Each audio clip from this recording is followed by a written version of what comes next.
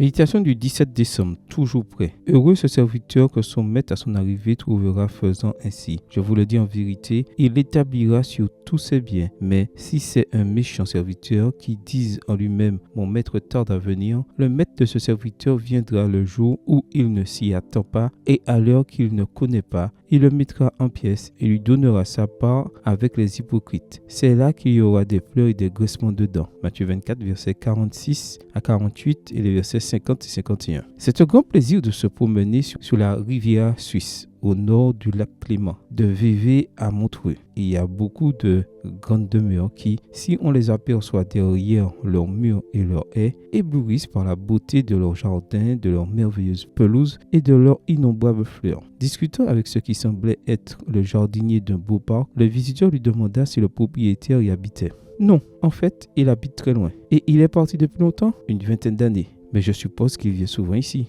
Non, depuis que je m'occupe de la propriété, il n'est pas revenu une seule fois. Et qui supervise son travail? Personne. Je suis responsable de l'entretien de tout le domaine. Et pourquoi vous donnez-vous tant de mal pour qu'il soit impeccable? Parce que c'est ce qu'on attend de moi. Mon devoir est de tout garder comme si mon maître revenait aujourd'hui. J'admire le sens des responsabilités de ce majordome suisse parce qu'il répond pleinement à l'attitude que Jésus attend de nous, intendant ou petit jardinier, des biens qu'il nous a confiés. Car il ne s'agit pas seulement de veiller constamment, Matthieu 24, verset 42 à 43, mais de se tenir prêt à tout moment. La question du verset 45, quel est donc le serviteur fidèle et prudent, n'a pas de réponse dans le texte et il n'est pas nécessaire qu'il en ait une, car chaque lecteur doit la chercher dans son cœur. Le secret de la vie victorieuse, c'est d'apprendre à vivre comme ce majordome suisse. Tout préparé comme si le Christ revenait aujourd'hui, loin de l'idée catastrophe de penser qu'à tout moment tout est fini. Il s'agit de profiter pleinement de chaque instant. Pensez-y, vivre chaque jour à la lumière de l'éternité, comme si c'était le dernier jour de notre vie, est la meilleure façon de tirer le meilleur parti de l'existence. Le Mahatma Gandhi